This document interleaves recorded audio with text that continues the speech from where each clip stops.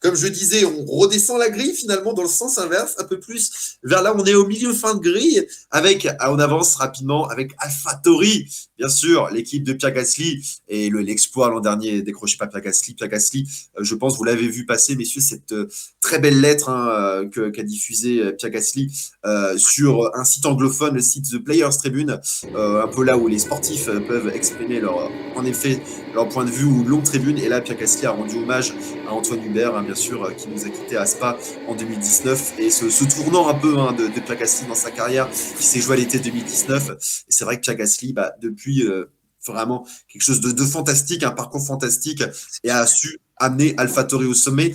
Est-ce que cette saison, est-ce qu'il pourra nous faire de nouveau rêver avec une victoire ou au moins un podium? Qui croit ici autour de cette table virtuelle, bien sûr, une grosse performance, un gros coup de Pierre Gasly. Est-ce que toi, Guillaume, tu crois que AlphaTauri peut aller encore plus haut au classement cette saison? Pour moi, c'est l'inconnu de la saison. C'est-à-dire qu'ils peuvent très bien se retrouver 5e, comme ils peuvent être 7e, comme ils étaient l'an dernier. En fait, un gros coup de Pierre Gasly, on peut carrément s'y attendre cette année. On sait le coup de volant qu'il a. Si en plus le moteur Honda donne satisfaction, il aura avec celui-là une arme pour se défendre mieux face au midfield. Donc ça, c'est intéressant. Il y a Tsunoda qui arrive, qui pour le moment s'intègre très bien. Donc à voir. Pour moi, c'est vraiment AlphaTauri. On peut pas dire à quelle place ils vont finir. C'est vraiment l'inconnu. On sait pas, puisque la voiture a l'air d'avoir des bases saines, donc on peut s'attendre à un bon début de saison. Est-ce que ça va poursuivre pour la fin de saison? À voir. Mais un gros coup de Pierre Gasly, oui, on peut s'y attendre. Ouais, un gros coup de Pierre Gasly et peut-être un nouveau podium. On parlera des pronostics aussi dans quelques instants. Toi, Mathieu, tu vois, on parle de Yuki Tsunoda. Yuki Tsunoda qui a fini deuxième des essais privés. C'est vrai qu'on l'attend avec impatience. Yuki Tsunoda qui ouvre le DRS apparemment même en rentrant chez lui à l'hôtel pour améliorer ses performances. Mais c'est vrai qu'il a épaté. Helmut Marko a dit que le petit, de façon amicale bien sûr, Yuki Tsunoda a fait une performance sensationnelle à Sakir, mais il peut être très grand ce Yuki Tsunoda cette saison. Tu crois, toi, en une grosse saison d'AlphaTauri, Mathieu, avec ce duo Gasly-Tsunoda? Ouais, c'est sûr que c'est un gros duo de pilotes, de jeunes pilotes. Tsunoda, l'année dernière, on l'a vu en F2, il a fait une très belle saison, il a bien construit son championnat, il savait qu'il devait finir dans le top 5 pour pouvoir avoir sa super licence, il a rempli l'objectif.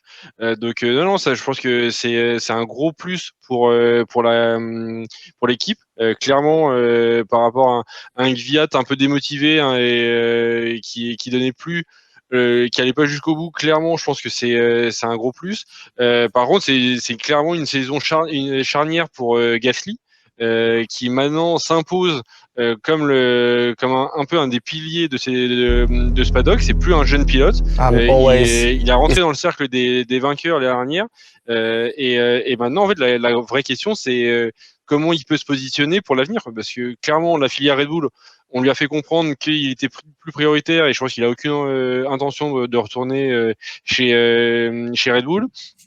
Du coup, la question, c'est où est-ce qu'il va, quoi. Et donc, il doit encore continuer à se montrer, continuer à faire des gros résultats pour que l'une des équipes au-dessus se dise que de le prendre, parce que sinon ses perspectives peuvent être limitées. Donc grosse saison à enjeu pour lui. On voit des premiers contacts passer sur des sites anglophones de Pierre Gasly avec l'écurie Alpine, pourquoi pas pour remplacer Ocon, mais ça reste bien sûr à vérifier, on en est encore très loin. Mais c'est vrai que Pierre Gasly, finalement, soit ce projet, c'est de porter AlphaTauri, on sait que Red Bull veut qu'AlphaTauri soit une équipe indépendante, de plus en plus indépendante et remonter vers le haut de la grille ou partir vers une grosse équipe. En tout cas, voilà pour le sort d'AlphaTauri, et il nous reste 3 équipes à évoquer dans cette présentation. Il y a Alfa Romeo, l'équipe de Fred Vasseur, qui était l'invité du lancement un peu de la saison sur Canal dans l'émission Paul. Alfa Romeo avec un meilleur moteur Ferrari, ça pourrait peut-être mieux se passer que l'an dernier. Toi, tu penses que Kimi Räikkönen est encore motivé du haut de ses 41 printemps? Romain, est-ce que tu penses que Kimi Räikkönen peut encore nous faire un gros coup cette année au volant de l'Alfa Romeo? C'est difficile à dire, mais bon, déjà, il n'a pas la bonne voiture, je pense, pour le faire. Après, c'est pareil, apparemment, le moteur Ferrari aurait repris sur les 70 chevaux estimés qu'ils avaient perdus par rapport au petit deal avec la FIA. ils auraient repris quoi, 50%, 60%, on sait pas trop. Du coup, c'est pas suffisant clairement pour briller quoi. Après, est-ce que ça finalement est-ce que c'est ce que recherche Raikkonen? Je sais pas quoi. Ouais, Raikkonen, hein, Non, je sais qui. pas, vous en pensez quoi? Ouais, messieurs, c'est vrai qu'on est partagé. Mathieu, toi, t'en penses quoi de Kimi, de Iceman? Bon, moi, je pense qu'il est dans la bonne équipe. En fait, je pense il le laisse faire un peu ce qu'ils veulent. Et clairement, il est loin d'être ridicule. On a quand même vu des pilotes dans le passé qui, en fin de carrière, pouvaient vraiment s'effondrer en termes de performance. Donc non, moi, je pense il est au bon endroit. Je pense qu'il saura marquer des points si les opportunités se présentent. Moi, l'inconnu, c'est plus de l'autre côté du garage, Giovinazzi, où en fait je ne comprends pas en fait que Ferrari continue à le soutenir pour une troisième saison chez Alpha. Et on peut pas dire qu'il était bluffant sur les deux premières.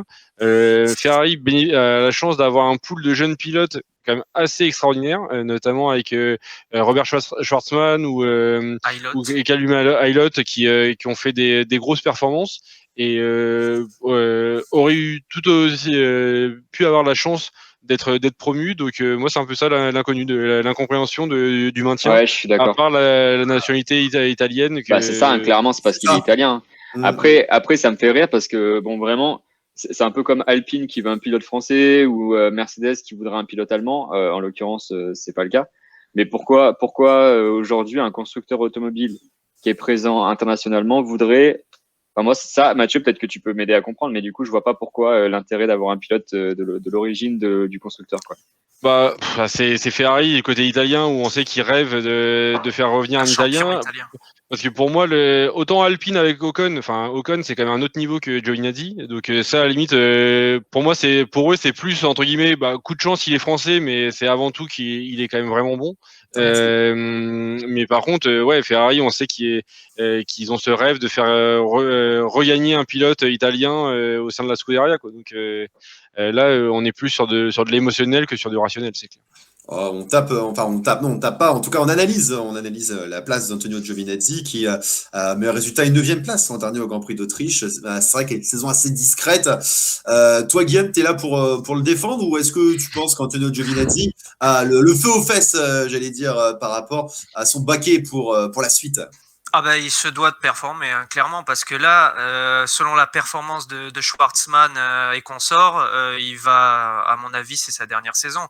Déjà, je comprends pas qu'ils aient laissé Callum Ilott après la saison qu'il a fait face à Mick Schumacher de côté. Il va faire un programme en endurance. Il est troisième pilote Ferrari. Il avait complètement le niveau pour au moins avoir sa chance en F1 et être troisième pilote. C'est peut-être une voie de garage pour Ilott parce que Schwartzman est vraiment bon et il va dans l'équipe qu'il est, il va jouer le titre en F2. Donc si jamais un volant se libère, à mon avis, pour moi, ce sera Schwartzman. Donc laisser Ilott qu'ils ont formé depuis la F4 finalement et de côté pour Giovinazzi, finalement pour moi c'est vraiment un mauvais choix. Après, à lui de nous faire mentir. Ouais, lui, il a toute la saison, il a ses 23 grands prix, si la situation sanitaire tient le coup et si on n'a pas d'annulation. Mais en tout cas, il a les cartes en main, Antonio Giovinazzi, pour continuer l'aventure avec Alfa Romeo.